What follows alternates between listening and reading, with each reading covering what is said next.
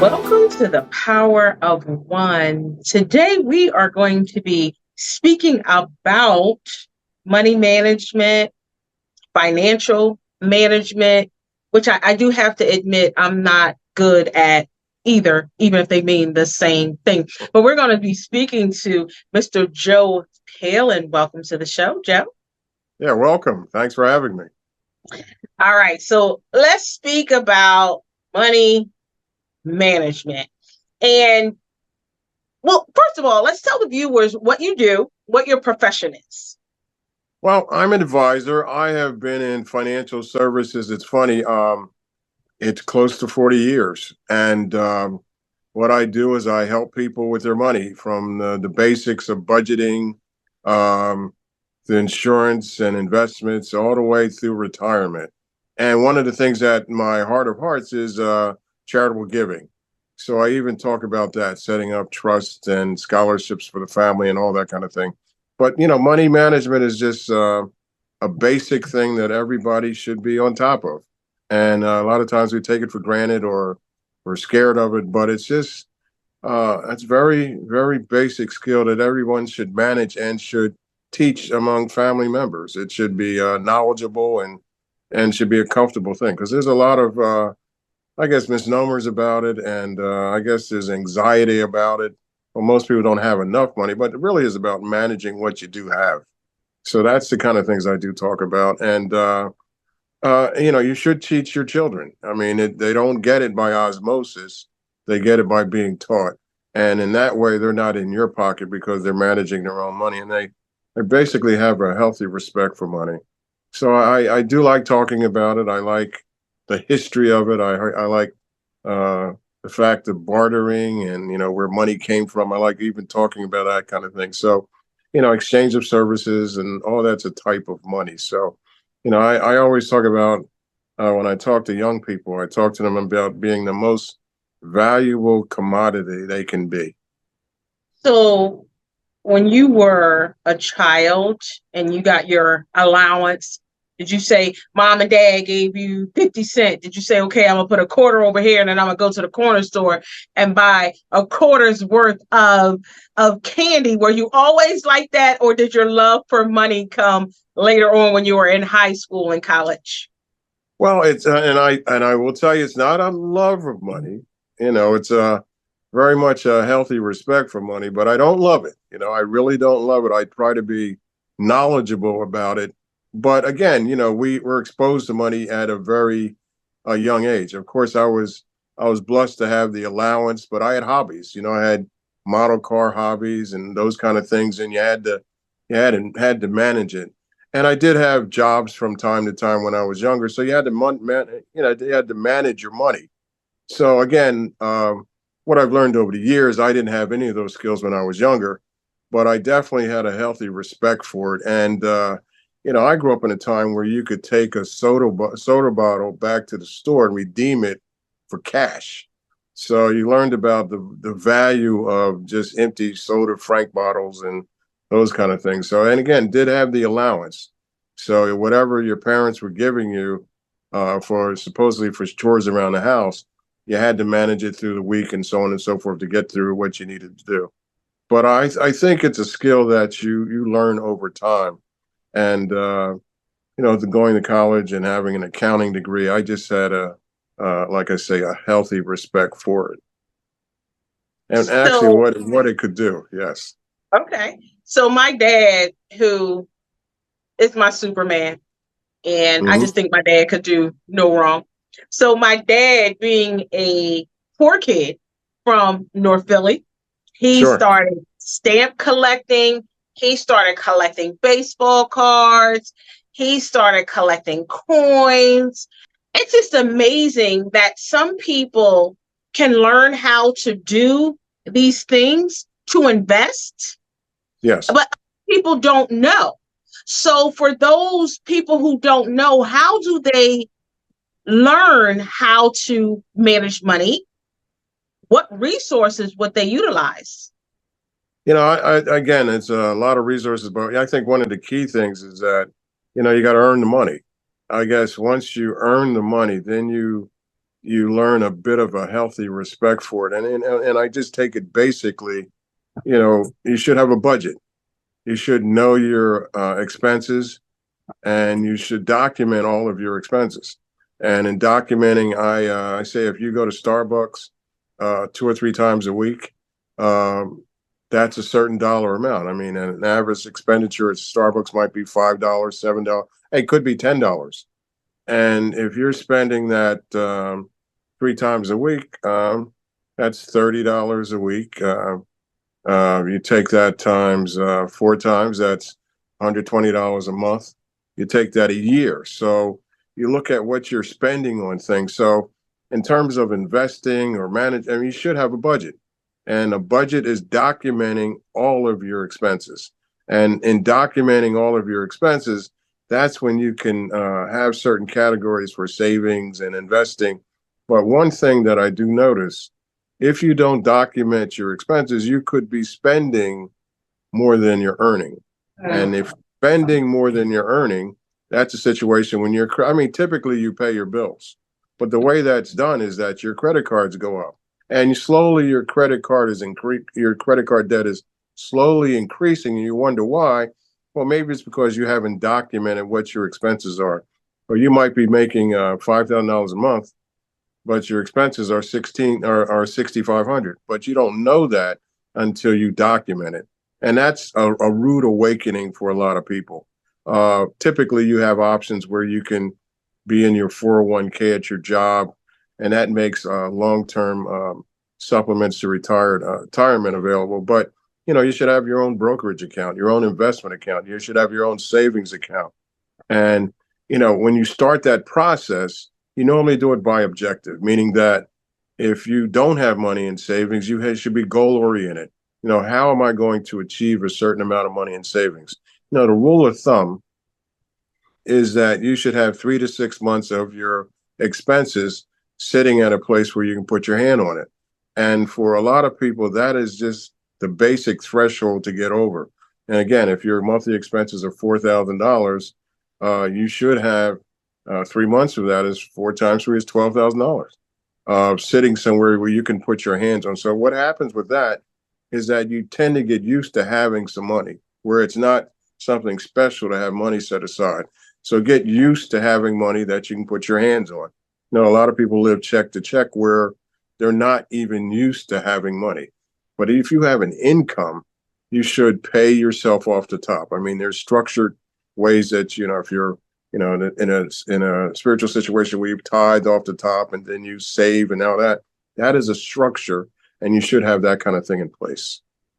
And I talk about it. Is it being very disciplined to do so?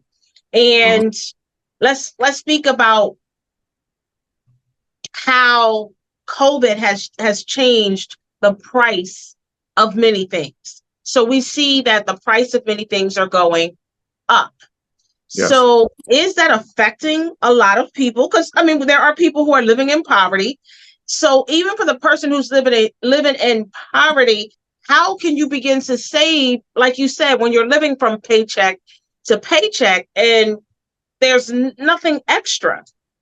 Well, if there's nothing extra, I mean, you have to actually determine it. I look at in terms of employment, we're in an economy which is basically full employment. I mean, we talk about unemployment or so, but basically we're at a point where 96% of the population is employed. Now, once you know that is equivalent to full employment. Most people are actually working. I mean, I know in certain communities that might be a little higher, but people are working, and there's no shortage of jobs there in terms of certain kind of jobs. So, one thing I keep going back to the basics. First of all, you have to be gainfully employed, because there is no income or there are no assets if you're not bringing in an income. So again, that's a very basic thing. If you don't have income, you don't have assets. So it's a non-discussion, because you don't have those things. You can't manage what you don't have. So again, when you're talking about managing money, you have to have an income. And that's why I say in this economy, you have to make yourself the most valuable that you can. so that you're profitable to yourself. And, you talk about situations where you don't have. If you don't have, then it's a tough thing. I mean, because you can't manage what you don't have. So really, my discussions are focusing on what you do have. So if you have any type of income, you have to structure it. And again, I'm being redundant about that particular budget. What are your expenses to live? What does it cost you? What are you paying for your food? What are you paying for your clothing? What are you paying for your automobile? Do you have a trans pass? How are you getting around? What are you doing for entertainment? Well, I mean, are you saving anything? So day to day, people, in my reality, people tend to spend money on what they choose to.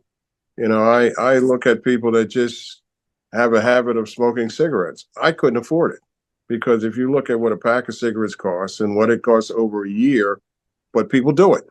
I mean, so they do what they choose to do. I mean, there are certain foods or restaurants people go to, they go to it because those are things they want to do. And at the end of the month, they might not have money, but they basically have done what they have chosen to do. So again, there is a discipline to it. I mean, it's a factor because if you don't have that stuff in place, it brings a certain amount of anxiety. And to get that anxiety out of your life, it's the anxiety really is the uncertainty about when you're not doing that kind of thing, but you need to change it. And so there is a certain, you mentioned discipline. There's a bit of discipline. It's like, you want to go to the gym and work out and so on and get in shape. But hey, you have to do money management the same way. You have to bite the bullet and put everything down on paper and then be by objective. You plan to be a certain place. You plan to have a certain amount in savings. You plan to retire at a certain age. So, and just like if you plan to buy a car, you buy this or that. So those are the kind of things. And you mentioned discipline. Yeah, it is a discipline aspect of your life. Let's switch a little bit and speak about nonprofits. Okay. Is there a way for small nonprofits who have a hard time fundraising to get that money in, to have that cushion? Is there a way for them to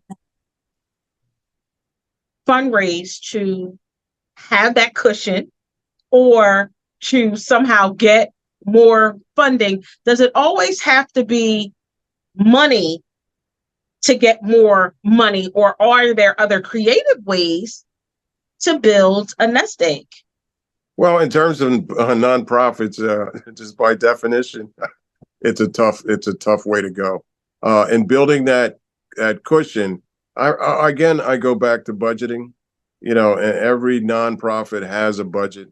There's a certain amount of funds they get. You get your funds by either raising it, by grants and all that kind of. It creates a budget.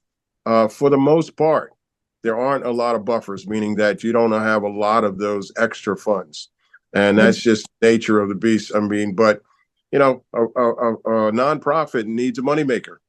A moneymaker is typically that key person that brings in the funds. And in a metropolitan area like Philadelphia, there's a lot of sources of funds, and you just have to be energetic and going after it. I mean, that's why sometimes you have that dedicated person that's your money raiser. That's the person that's going after funds for you. You have different administrative positions within an organization, but you might have to get that dedicated person that's just going after funds and pounding the payment to get funds, because by nature, nonprofits tend to have a tough time, and that's why there's certain benefits that nonprofits have because of the nature of their structure. But the same way any business is seeking out customers, nonprofits are seeking out customers also. So my thing is you have to be diligent in seeking and finding the money. And sometimes the most effective way is that you have a dedicated person that's out there pounding the money, pounding the payment for the funds. A lot of the major nonprofits have those people, and they're getting the grants, they're pounding the payments, they're causing, and you're selling your product. Basically, you're selling what you have, and sometimes that's the key administrator that's doing that. And again, I mentioned sometimes it's that dedicated person. So you help people with their money. Is it with life insurance policies? Is it with bonds? What exactly do you help them with? So that's a good question. And having been in the business a long time, I start with the very basics. I start with life insurance because your basic personal structure is that you have your savings account. After your savings, you take care of your insurances. And now, in your insurances, you have everything from your life insurance, your health insurance, your disability, uh, all those different ranges. I mean, it's not typically inclusive of your auto insurance, but I don't know. Yeah, it's mandated that you have your auto insurance, and a person will have auto insurance and not have life insurance. Now, typically, I mean, my joke about life insurance, what person is not going to die? So everybody's so as an adult, it's really an acceptance of the responsibility of yourself. And if you're a family person where you have dependents, you might have children, and those kind of things. If you're the key breadwinner, you if you're no longer there, then you Mhm. should be able to be replaced by a life insurance policy. The same way I talk about that in a family structure, I do that with a business. If you're the key person, you're the key funder, you should have a key man policy on yourself so that the entity will go on if you're no longer there. So those are basic things. And there's a whole range of products along those lines. And if you talk about life insurance, there are basic term policies, and then there's policies that generate equity, which starts you on the savings process. And once you take care of the basics, that's when you move into the investments. And that's short term, long term, um, and you're starting to grow your portfolio. The same way you're growing your family, you're growing your investment portfolio, and you should be conscious that that goes on. I mean, typically, we're consumption, uh, we're consumption people, so we tend to buy, and that is really somebody else's plan. You have to have your own plan. So there should not be any spontaneous purchases of things and of that nature. If it's not in your budget, you shouldn't buy it. It should be a planned purchase. But that's when you value your money. I mean, it's not a love of the money, but you just value it and you're not really quick to give it away. Now, you mentioned bonds. Um, as you move into the investment realm, the realization about different types of instruments, everything from CDs, which are certificates of deposit, which is a very basic investment unit. It's something more than just the savings account, but it's like the first step. Once you build a savings account, there's different degrees of that savings account. You might have money that you can that you don't have to touch for a year or two. That goes into a CD. Now, when you did mention bonds, and Mhm. bonds there's corporate bonds, there's municipal bonds, there's federal bonds. It's a debt instrument, and the nature of a bond is to provide income. Okay, whereas a bond works inversely. Typically, in a portfolio, you have bonds and you have stock, and they tend to work inversely of one another. So that's as you get conscious of bonds versus stock, it gives balance to your portfolio. And very basically, the younger you are, typically you have more stock. Stock is growth, but stock is risk. So you have to balance bonds and stock. That's the balance. Because typically at the back end, when you've accumulated your assets, you're living off of income. So that might be it just naturally as you age, you tend to be more so in bond type vehicles or income producing vehicles because you're living off the assets. As you're younger, you're growing it. That's when you're taking the professional risk, but you're also taking the investment risk, whereas you're buying more stock and things of that nature, which is more inherent for growth. So So this you're speaking about, and I'm sorry, you're speaking about risk. So what is it? Is it Bitcoin? Am I oh, right? Bitcoin, very risky. Okay. So I mean, I don't know, and I guess you can tell by what I'm saying. I've kind of made some purchases that was not in my budget. A few, just a few. I mean, okay. Yeah, and my dad always tells me, budget your money, budget your money. I'm like, okay, Dad, Mhm. I got it. I walk out the door. I'm driving home. I'm like, oh, there's Burlington. I know they got a sale. I need No, something that's cute to wear to work tomorrow. Okay, I got it. I wasn't supposed to do it, and I did it. But I'm gonna change after this conversation. I promise you. So okay. now, with the risk, is it a risk that sometimes people can lose hundreds, thousands, or millions of dollars? Well, it's Bitcoin, and there are a lot of instruments that basically appeal to our human nature. And, for the most part, most people want to get rich very quickly. And that's the That would be appeal of me. something. Yeah, that's it doesn't quite work that way. That's the appeal of the lottery, and say with Bitcoin, it's new in terms of financial products. It's pretty much from country to country is a different level of regulation, and say China doesn't even allow it, and they have one of the highest savings rate, and their assets are unbelievable. But the nature of it, it's unregulated. It's totally electronic money. Has not doesn't have any basis. Doesn't have any. There's no hard asset at all. It's totally electronic. But the appeal of that is the fact that there's so much volatility of it that you can do very well, meaning that you can do very well quickly. But the other side of that is that you can do very badly very quickly. So inherent in the crypto world is a lot of fraud. It's unregulated. And so, but the thing about it is that you should not be in the crypto world unless you have your structure in place, meaning that you have the savings in place, you have a balanced portfolio, and yeah, you might have a percentage of your money that you're putting in something that's very risky. But the question is, you have to be realistic in terms of if you lose 100% or 50% of those funds, what is the impact?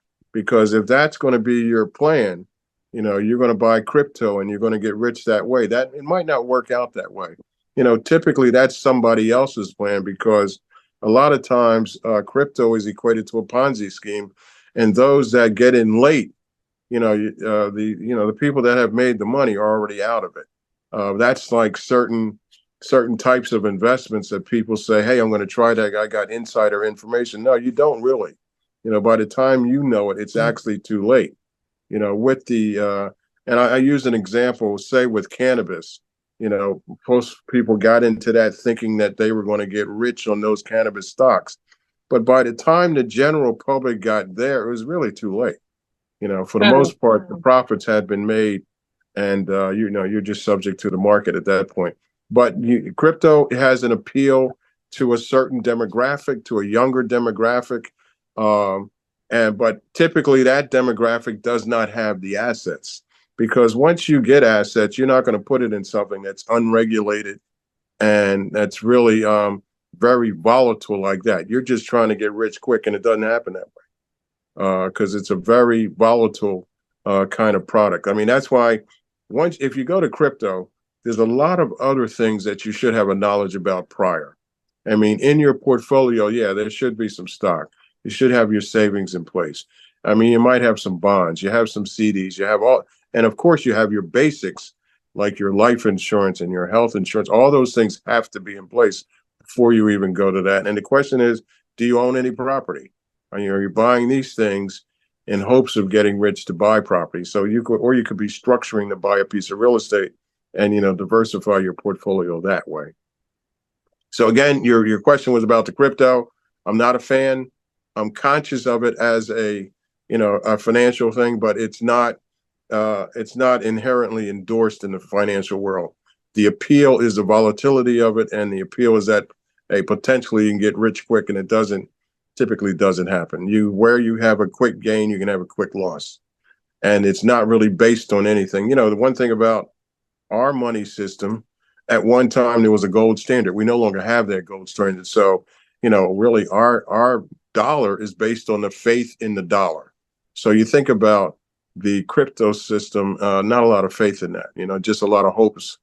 And there's a certain degree of fraud involved. And if you follow financial information in terms of the history or just the different aspects. You know, crypto's in the news for not really good reasons sometimes. Okay. So Well, I would thank say you be so very much. cautious.